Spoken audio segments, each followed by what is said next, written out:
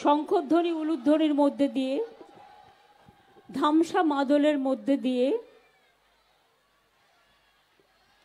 ছাত্র যৌবন তাদের মতো স্লোগান দিয়ে আমি সবাইকে, যারা আমাকে এই ভালোবাসা দিলেন, তাদের কাছে আমি আমার কৃতজ্ঞতা জানাই, আমার প্রণাম জানাই, আমার নমস্কার জানাই, আমার ধন্যবাদ জানাই, আমার দণ্ডবতে জানাই, আমি জোহার জানাই, আমি সালাম জানাই। আর ছোট ছোট ভাই বোনেদের জন্য আমার রইবে অনেক অনেক ভালোবাসা, শুভেচ্ছা এবং শুভনন্দন। আপনারা জানেন জলপাইগুড়ি জেলা, আলিপুরদুয়ার জেলা এবং কুচবিহারের কিছুটা অংশ কদিন ধরে মানুষ খুব দুর্যোগের কথা শুনেছে। দুর্যোগকে জয় করেছেন, অনেক মানুষের পাশে এসে দাঁড়িয়েছেন। একদিকে রমজান মাস চলছে, আমি রোজা মোবারক জানাই। অন্যদিকে পয়লা বৈশাখ আসছে, আপনাদের সবাইকে শুভ নববর্ষ জানাই। অন্নপূর্ণা পুজো আসছে, তারও অভিনন্দন জানাই। আমরা সর্বধর্মের সব উৎসবকেই সম্মান করি। আমার প্রিয় মা ভাই ও বোনেরা, আপনারা জানেন জলপাইগুড়িতে যে দুর্যোগ হয়ে গেছে, আমার কাছে খবর পাই আমি যখন কলকাতায় বসে, আমি নির্মলবাবু মানে আপনাদের প্রার্থী তৃণমূল কংগ্রেসের জোড়াফুলের নির্মলবাবু, সুমন কাঞ্জিলাল, বুলুচিকে, প্রকাশচিকে বাড়ি, গৌতম দেব, এরা আমাকে জানায়। জানাবার সাথে সাথে আমি গৌতমকে বলি, তুমি তো শিলিগুড়ি থেকে আছো, শিলিগুড়ি থেকে জলপাইগুড়িটা খুব কাছাকাছি, তুমি চলে যাও, তোমার 1.5 ঘন্টা লাগবে। আর ওকে আমি জিজ্ঞেস করি, এটা পরে, আগে আমায় বলতে দিন, এবং আমাকে তুমি শুধু বলো বাগডোগরা এয়ারপোর্টে নাইট ল্যান্ডিং ফেসিলিটিস কটা পর্যন্ত আছে। ও আমাকে বললো, দিদি আপনিই তো করে দিয়েছেন বাগডোগরা এয়ারপোর্ট এক্সটেনশন এবং নাইট ল্যান্ডিং 10:30 অবধি। তখন আমার কাছে কিছু ছিল না, আমি হঠাৎ সিদ্ধান্ত নিলাম মধ্যরাতেই আসব। প্লেন জোগাড় করলাম, বসুন। আপনারা জানেন 4 জন মারা গিয়েছেন, অত্যন্ত দুঃখের। প্রথমে আমি তাদের সাথে দেখা করি, তারপর আমি হাসপাতালে যাই। হাসপাতালে গিয়ে হাসপাতালে প্রত্যেকটা পেশেন্টের সাথে কথা বলি। 1 জন 2 জন ক্রিটিক্যাল ছিলেন, 3 জন ক্রিটিক্যাল ছিলেন, তাদের শিলিগুড়িতে পাঠানো হয়েছে। বাদবাকি আমি ধন্যবাদ জানাই জলপাইগুড়ির মাল্টি সুপার হাসপাতালের সকল চিকিৎসক বৃন্দকে, senior doctor, junior doctor, sister, staff থেকে শুরু করে, প্রশাসন থেকে শুরু করে, যারা সঙ্গে সঙ্গে তাদের তুলে নিয়ে এসছে। লোকাল ছেলেমেয়েরা তখনও কিন্তু কেউ ঘুমায়নি, তারা রাত্রিরে হাসপাতালে পাহারা দিচ্ছিল, অনেকের পরিবার পরিজন ছিল। আমি তো ওদের সাথে দেখা করি, কথা বলি। তারপরে আমি চলে যাই যে স্পটে জলপাইগুড়ি সদরে যে দুর্যোগ হয়েছে সেই স্পট দেখতে। অন্ধকারে কিছুই দেখা যায় না, কিন্তু আমি টর্চ ফেলে যতটা পারি দেখি। তারপরেই আমি চলে যাই বার্নিশে, যে বার্নিশে আপনারা জানেন প্রচুর বাড়ি ক্ষতিগ্রস্ত, একটা মাথায় টিনও নেই, একটা দেয়ালও নেই, তারা সর্বস্ব হারিয়েছে। আমি সেখানে গিয়ে রিলিফ ক্যাম্পে দেখা করি, সবার সাথে কথা বলি, তারপরে আমি বার্নিশে চলে যাই, যেই এলাকায় সবটা তছনছ হয়ে গেছে, একটা ঝড়ের কেবলে একটা লাইন দিয়ে চলে গেছে, সব ঘরবাড়ি সব নষ্ট হয়ে গেছে, ক্ষেত নষ্ট হয়ে গেছে, সেটা দেখতে যাই। সেটা দেখার পরে রিলিফ ক্যাম্পে যাই, সবার সাথে কথা বলি, কথা বলে আমি ভোর 4টে নাগাদ চালসায় পৌঁছাই। তার পরের দিন আমি আবার যাই আলিপুরদুয়ার এবং কোচবিহারের বর্ডারে, যেখানেও অনেক বাড়ি ভেঙে গেছে, অনেক বাড়ি তছনছ হয়ে গেছে, তাদের মাথা গোঁজার একটা স্থান নেই, সেই জায়গাগুলো ভ্রমণ করি। তপসিয়াঘাটা স্কুলে রিলিফ ক্যাম্পে যারা ছিলেন সবাই ঘরহারা, তাদের সাথে গিয়ে আমি কথা বলি। কথা বলার পর যা যা করার প্রশাসন সবটাই করেছে। হয়তো একটা দুটো কোথাও বাকি থাকলে সেটা দেখে নেবে, করে নেবে, বিক্ষিপ্ত কোথাও থাকলে।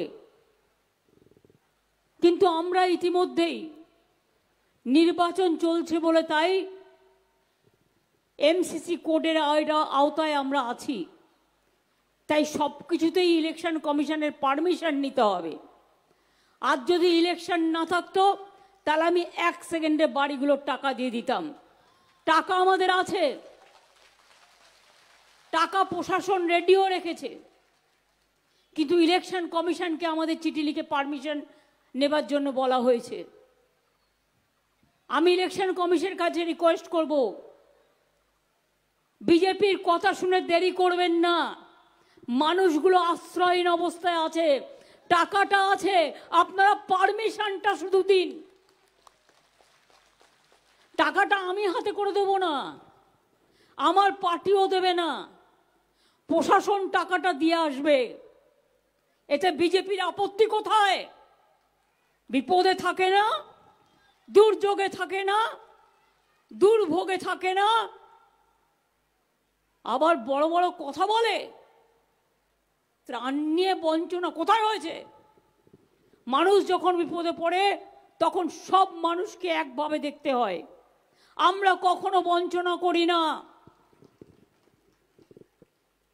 এখানে প্রধানমন্ত্রী এলেন গতকাল,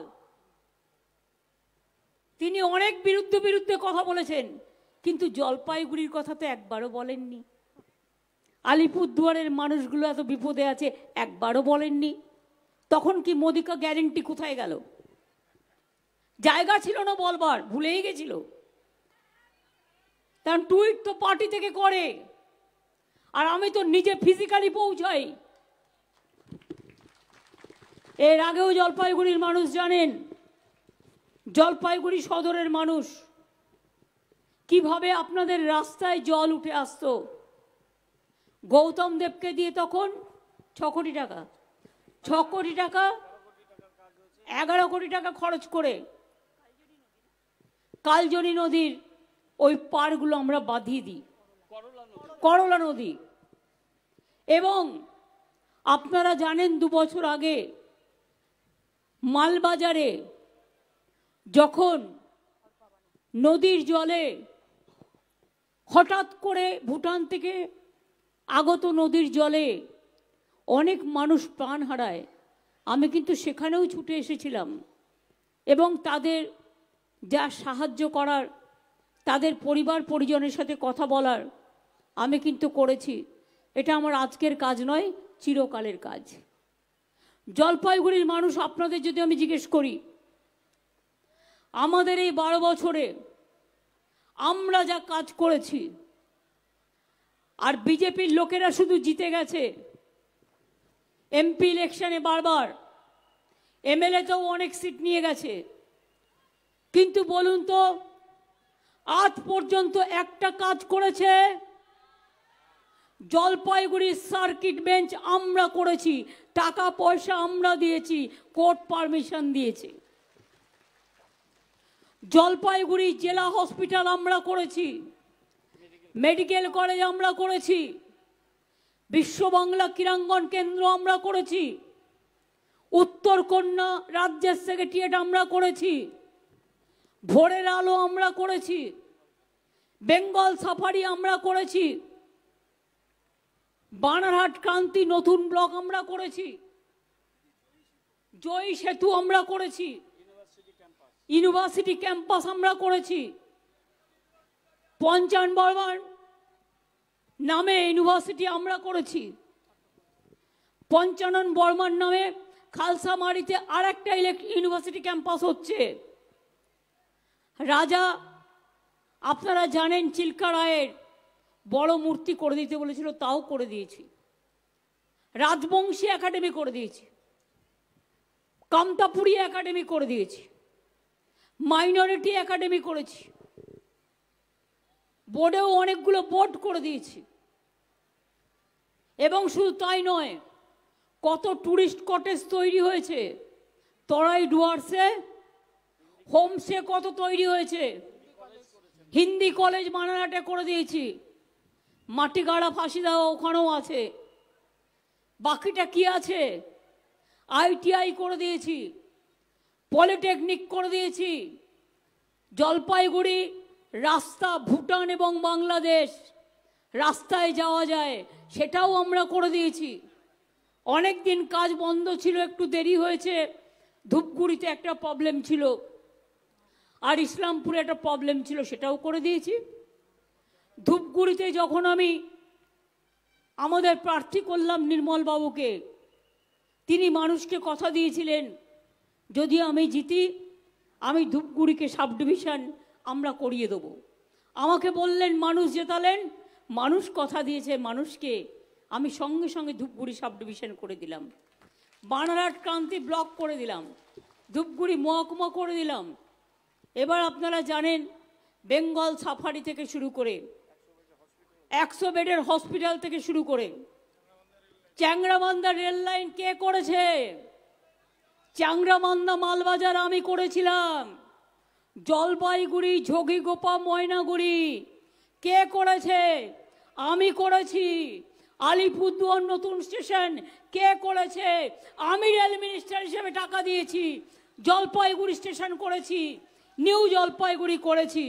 আর মনে রাখবেন, সারা ভারতবর্ষে মাত্র 20টা রেলওয়ে রিক্রুটমেন্ট বোর্ডের সেন্টার ছিল, আমি শিলিগুড়িতে নতুন করে করে দিয়েছি, যাতে নর্থ বেঙ্গলের ছেলেমেয়েরা এখানে সুযোগ দিতে পারে পড়াশোনা। এরকম অজস্র কাজ আগেও তো আপনারা দেখেছেন। 34 বছর সিপিএম ছিল, জ্যোতিবাবু আসতেন, হলঙে ঘুরতেন, চলে যেতেন। আমি তো গেলে চা বাগানের ড্রেস পরে চা পাতাও তুলি, চায়ের দোকানেও যাই, মানুষের বাড়িতেও যাই, মন্দিরেও যাই, মসজিদেও যাই, গুরুদ্বারাও যাই, গির্জায়ও যাই, ধামসা মাদলও বাজাই, আদিবাসী মেয়েদের সাথে নৃত্যও করি, আর বাংলার সংস্কৃতি, রাজবংশী ভাই বোনেদের সংস্কৃতি, ভাওয়াইয়া সবটাই করি। তো সবটাই যদি আমরা করি, ইলেকশনের সময় মোদিবাবু আপনি এসে ভাষণ দেবেন, আপনার গ্যারেন্টি কি সংবিধান পুরোপুরি ভেঙে দেওয়া?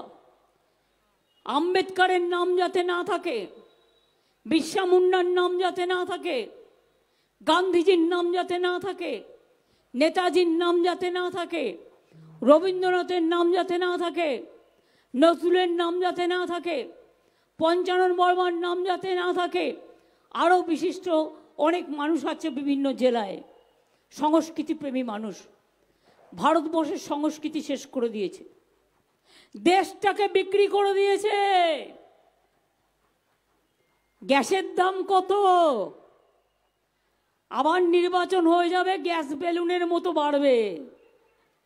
ইলেকশন এলে 200 কমে, আর ইলেকশন চলে গেলে 1000 টাকা বাড়ে।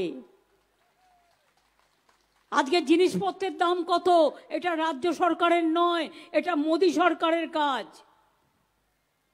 আপনারা কি জানেন 1 এপ্রিল থেকে শুনেছি আমি মেডিসিনের দাম বাড়িয়ে দিয়েছে। হিমোগ্লোবিন, হার্টের ওষুধ, অ্যান্টাসিড থেকে শুরু করে ভিটামিন ওষুধ থেকে শুরু করে অনেক দামি দামি ওষুধ তার দাম পর্যন্ত বাড়িয়ে দিয়েছে। আমি জেনারিক ওষুধ তো ব্যবস্থা করেছিলাম, অনেক সুফল বাংলায় যেমন সস্তায় জিনিস বিক্রি হয়, আমরা ডায়াগনস্টিক সেন্টার করেছি ফ্রি, যেখানে 40% কমে পাওয়া যায় এক্স রে বা কিডনি ডায়ালিসিস বা এগুলো। এছাড়াও জেনারিক মেডিসিন যেটার দাম বাইরের অ্যান্টিবায়োটিক্সের দাম যদি 50 টাকা হয়, এটা আপনি 2 টাকায় পাবেন। এর জন্য ফ্রি প্রাইস মেডিসিন সব করে দিয়েছি। চা বাগানের জন্য পাট্টা দিচ্ছি আমরা, ইতিমধ্যে কয়েক হাজার লোককে দিয়ে দেওয়া হয়ে গেছে, বাদ বাকিও সবাই পাবেন। এমনকি লাইনের লোকেরাও যারা আছেন, যেখানে জায়গা অ্যাভেলেবেল আছেন, সেখানেও তারা পাবেন। चाय बागान का मजदूर खाली पट्टा ही नहीं, पट्टा भी मिलेगा, साथ में घर करने के लिए 1,20,000 रुपया भी मिलेगा। ये हमारा चाय सुंदरी प्रोग्राम का एक्सटेंशन है। 10 লক্ষ ফার্মার যারা চা চাষ করতেন তাদের বন্ধ হয়ে গিয়েছিল পাতা বেচা। পরশুদিন তারা আমার কাছে এলেন, আমি তখন চালসাই ছিলাম। এসে আমাকে বললেন, দিদি हमारा 10 লাখ মজদুর বেকার হয়ে যায়গা, আমরা মরে যাব, আমাদের বাঁচান। আমি বললাম কি হয়েছে? বলল 2015-এ সেন্ট্রাল গভর্নমেন্ট একটা নোটিফিকেশন করেছিল, মোদিবাবুর সরকার, তাতে বলেছে গরিব লোকেরা যে পাতাগুলো তার ছোট ছোট 5 বিঘে জমির মধ্যে করে, সেখানে নানা রকম পোকামাকড় আছে, তাই ওগুলো আর নেওয়া যাবে না। এবার যারা পাতা কিন্তু তারা বন্ধ করে দিল গত 3 দিন আগে। এরপর আমি সঙ্গে সঙ্গে ব্যাপারটা সবাইকে জানালাম এবং আপনারা শুনলে খুশি হবে, আজ থেকে ওদের কাজ চালু হয়ে গেছে এবং 10 লক্ষ মজদুর বেঁচে গেছে।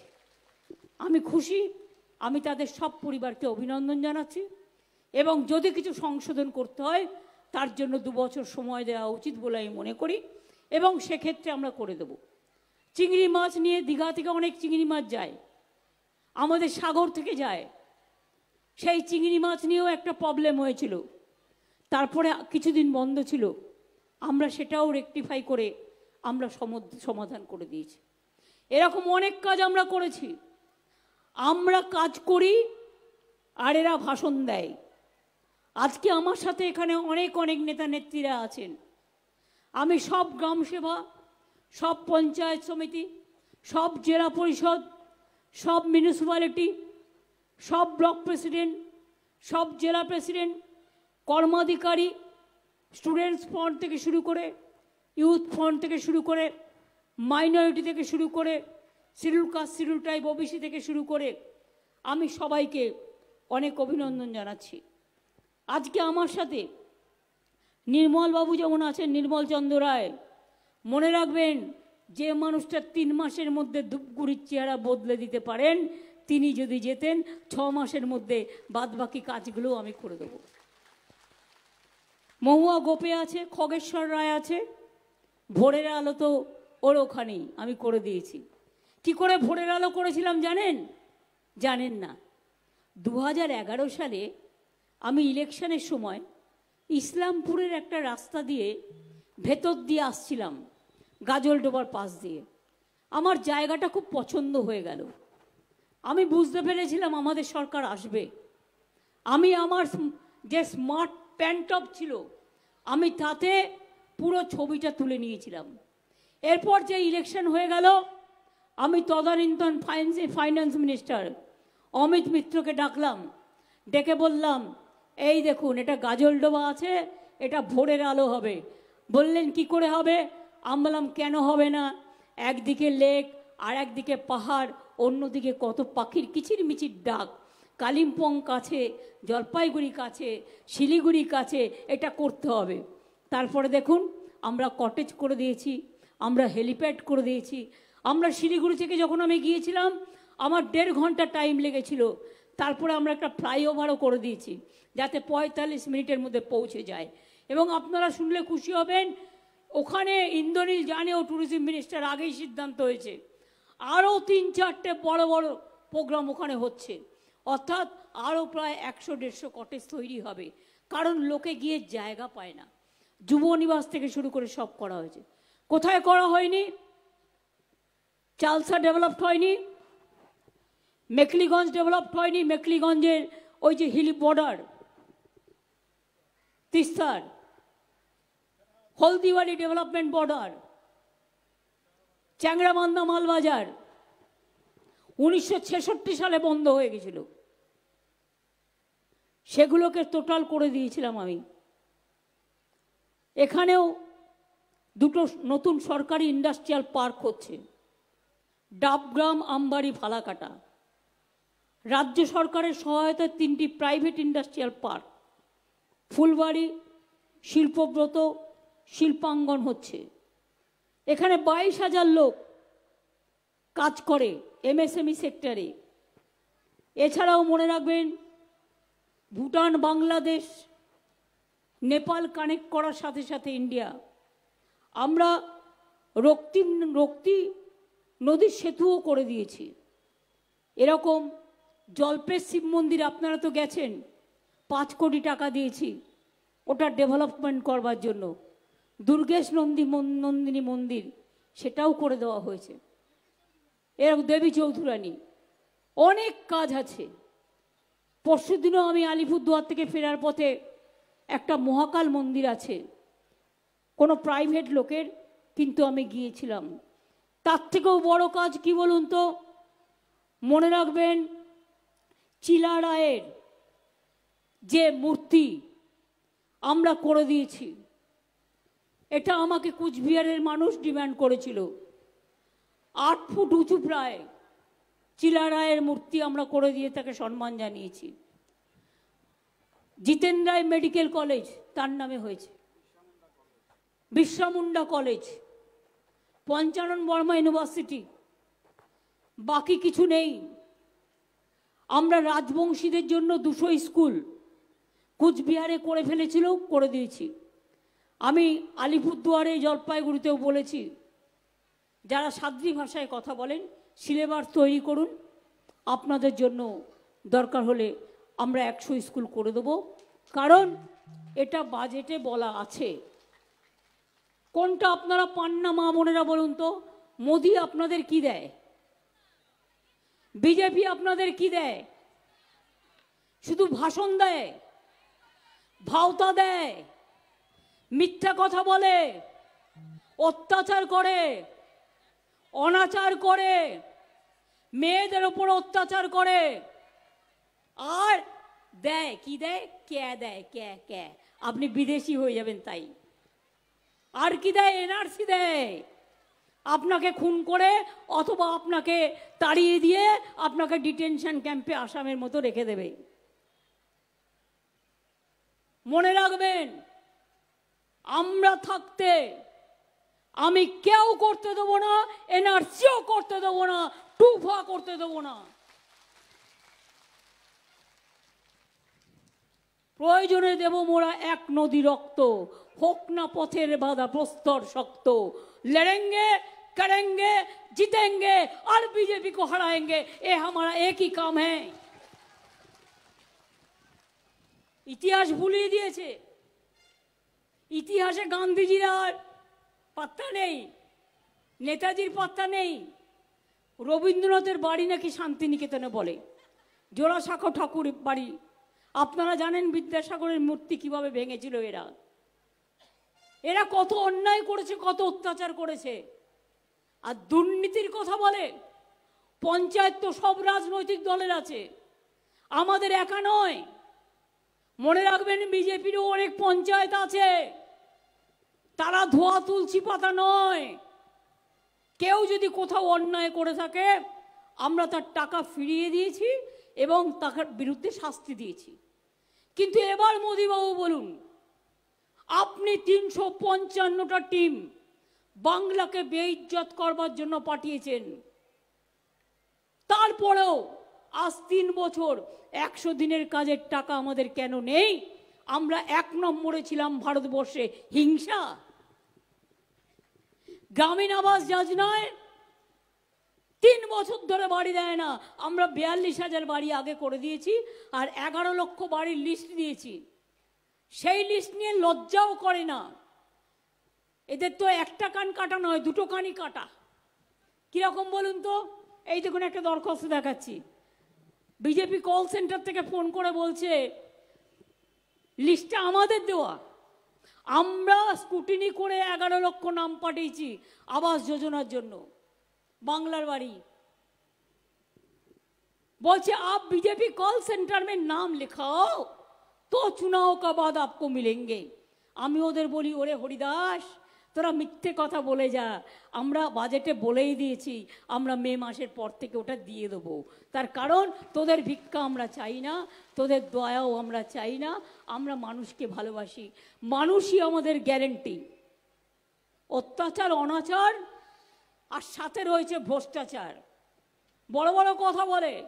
আমি যদি একটা বলি আপনাদের, কোচবিহারের প্রার্থীকে, না না না সিপিএম বিজেপির, ওই দেখুন আমি বলছি না, চোর ডাকাত গুন্ডা ভ্রষ্টাচারে ভর্তি, সারা দেহ কালোতে ঢাকা। আরে তৃণমূল তো মানুষের আলোতে ঢাকা। বলুন আপনারা, এত কেস থাকলে কেউ হোম মিনিস্টার হতে পারে? কি কেস নেই?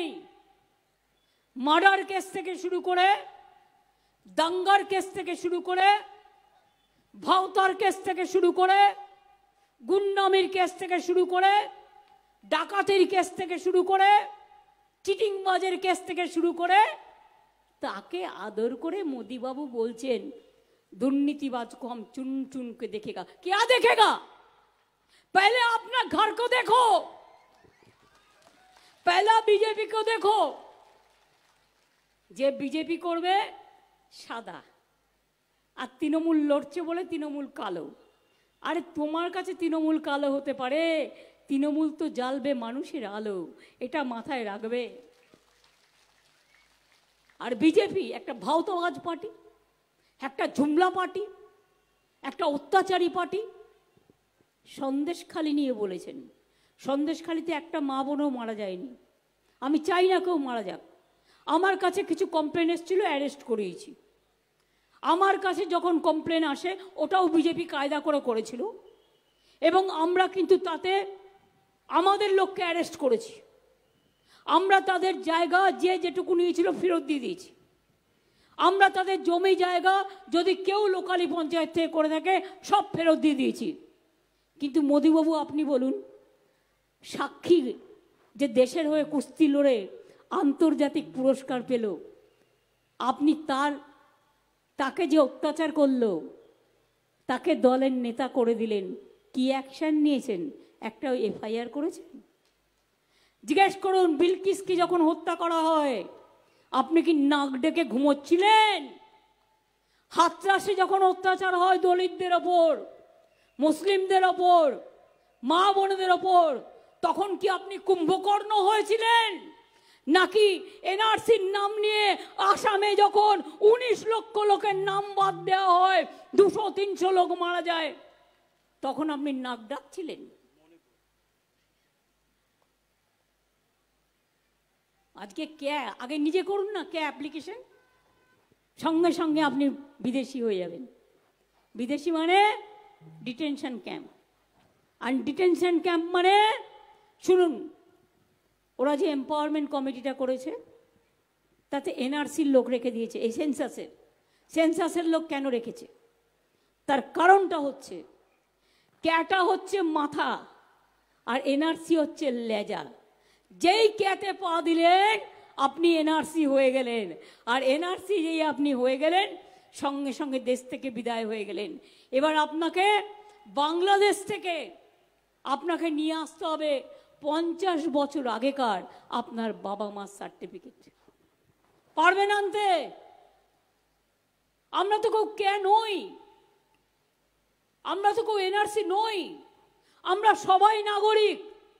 কি মা বোনেরা আমার, লক্ষ্মীর ভান্ডার পান, ভোটে ভোট দেন ভাইরা, খেলা করেন, ছাত্রছাত্রীরা পড়াশোনা করেন, মাঠে ময়দানে কাজ করেন, সংসারের কাজ করেন। মোদিবাবুকে বলুন, আপনাকে যে 10 বছর ভোট দিয়ে প্রধানমন্ত্রী করেছেন কারা?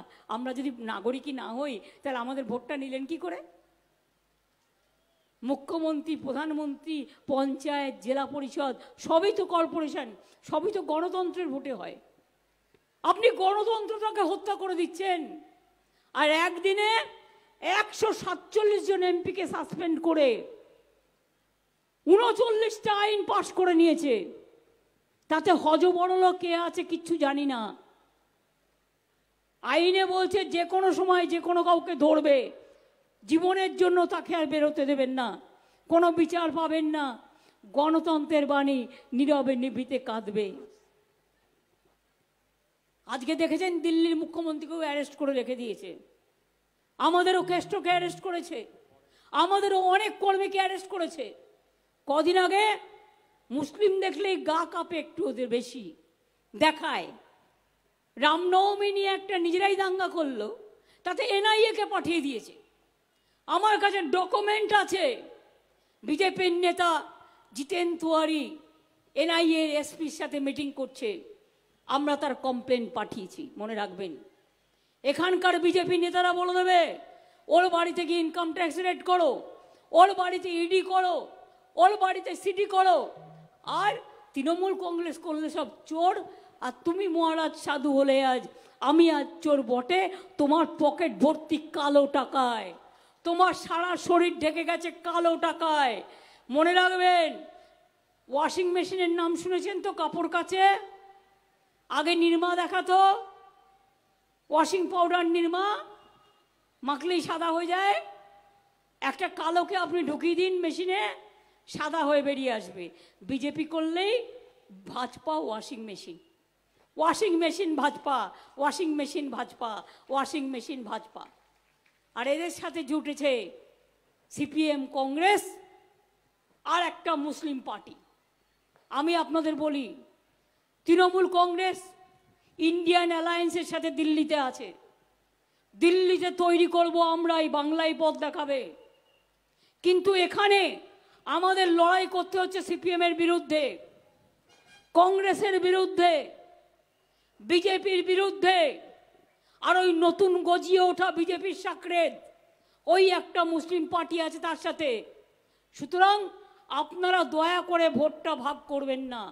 একটা ভোট অন্য পার্টিকে দেওয়া মানে বিজেপির হাতকে শক্তিশালী করা। আর বিজেপির হাত যদি শক্তিশালী হয়, আগামী দিন কেউ বাঁচবেন না, কারো ছেলে মেয়ে বাঁচবে না, কারো অধিকার রক্ষা হবে না, দেশটাকে অতল গহ্বরে নিয়ে যাবে।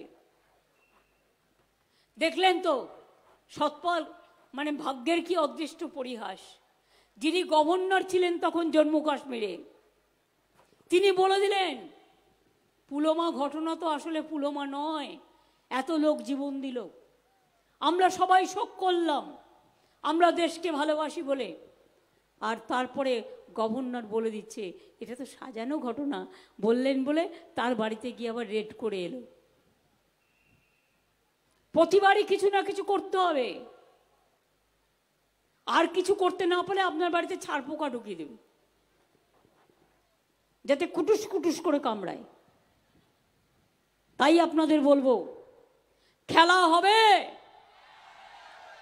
এই ছাত্র যৌবন কোথায়?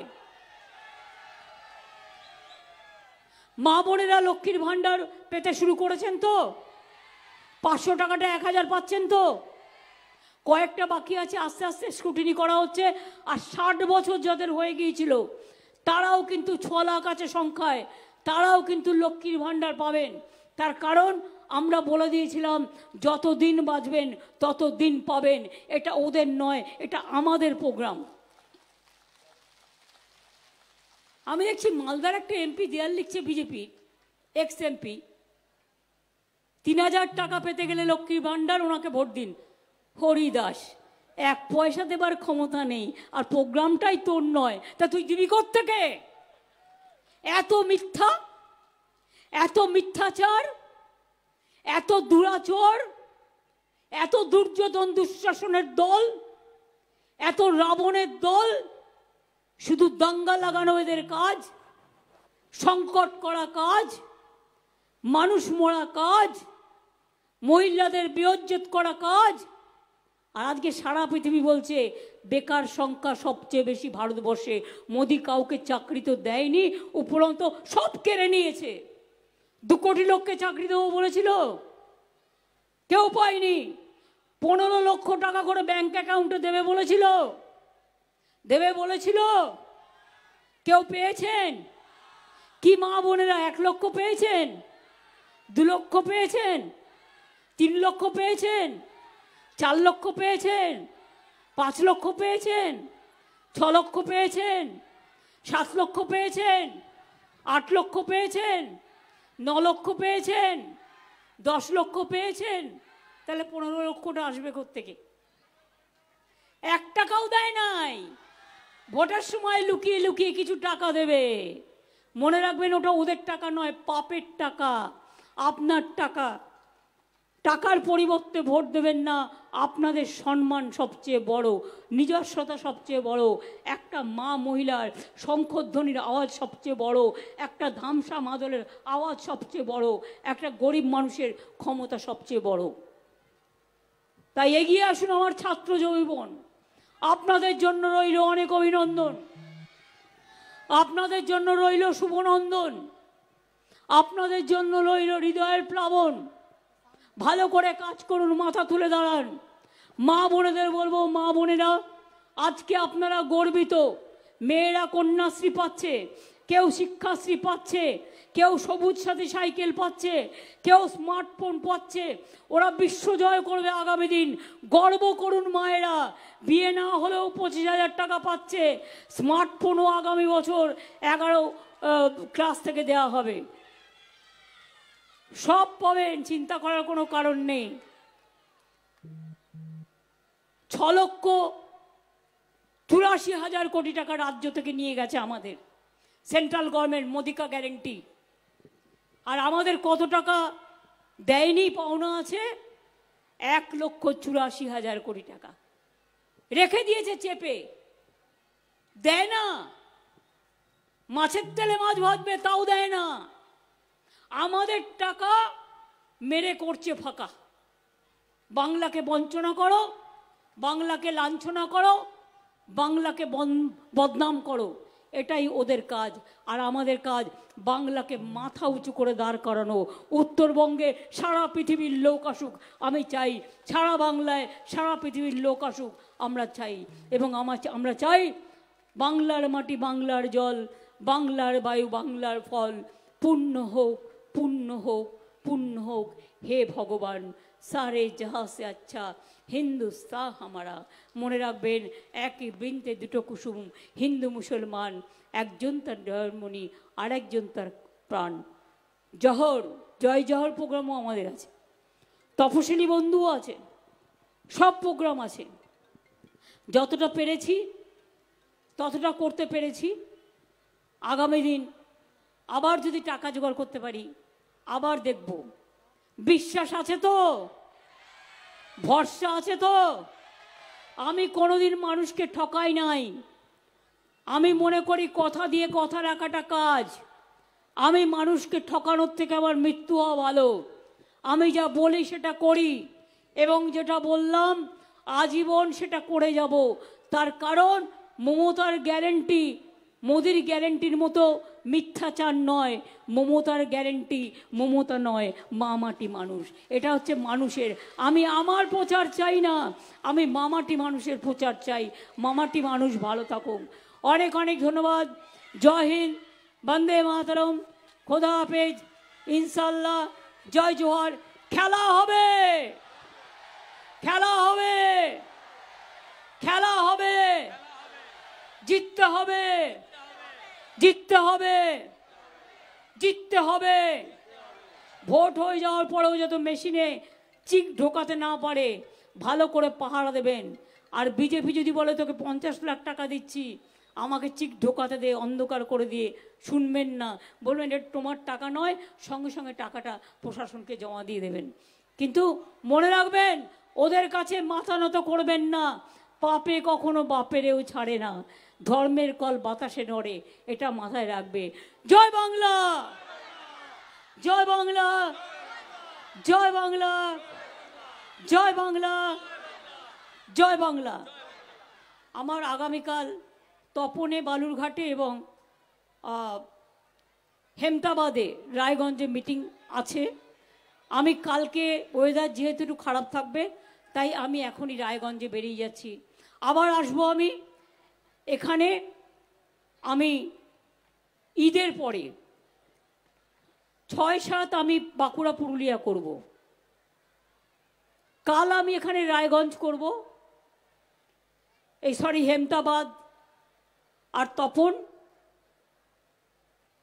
পরশুদিন, কালকে প্রোগ্রাম করে আমরা কলকাতায় ফিরব। না সরি, আমি অন্ডালে ফিরব, কারণ আমার পুরুলিয়া বাঁকুড়া প্রোগ্রাম আছে। তারপরে আমি 8 তারিখ রাতে বাড়ি ফিরে যাব, কারণ 9 তারিখে আমার ইফতার আছে এবং 10 তারিখে ঈদ আছে। ঈদের দিন আমাকে প্রেয়ারে থাকতে হয় এবং অনেক এলাকা আমি ঘুরি। ওটা করে আমি 11 তারিখ ঈদের দিন বিকেলবেলায় চলে আসব আবার জলপাইগুড়ি চালসায়। তারপরে আমার প্রোগ্রাম আছে 12 এবং 13 তারিখ প্রোগ্রাম করে আমি চলে যাব কলকাতায়, কারণ 13 তারিখ রাতে আমাকে মা কালীকে পুজো দিতে হয়, পয়লা বৈশাখের আগের দিন। আমি প্রতিবার সবার হয়ে, মামাটি মানুষের হয়ে আমি সতীপীঠে পুজো করি এবং মা কালী মন্দিরটা খুব ভালো সাজানো হচ্ছে, কখনো দেখতে যাবেন।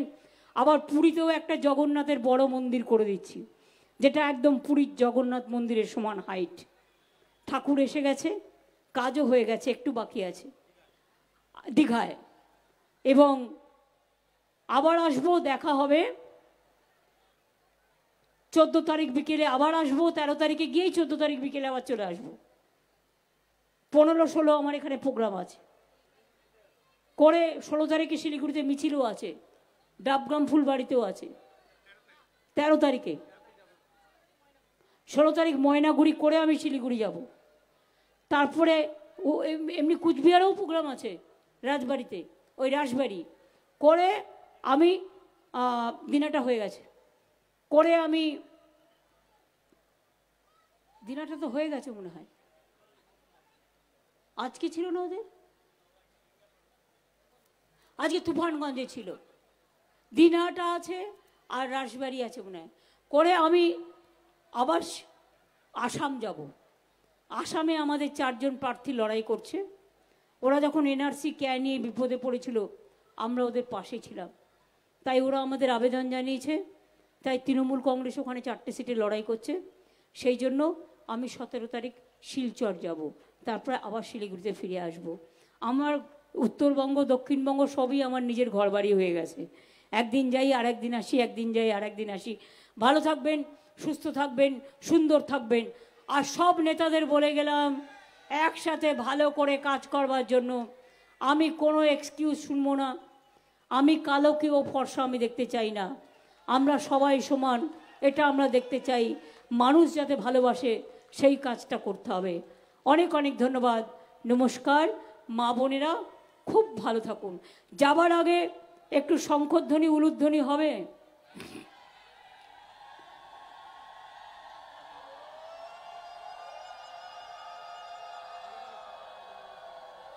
মায়েরা দিচ্ছে শঙ্খধ্বনি, উলুধ্বনি, ভাইরা দিন তালি। আর আগামী 19 তারিখে বিজেপির ভোট বাক্স করে দিন খালি।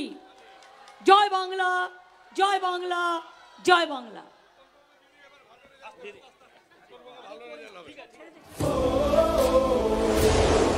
Oh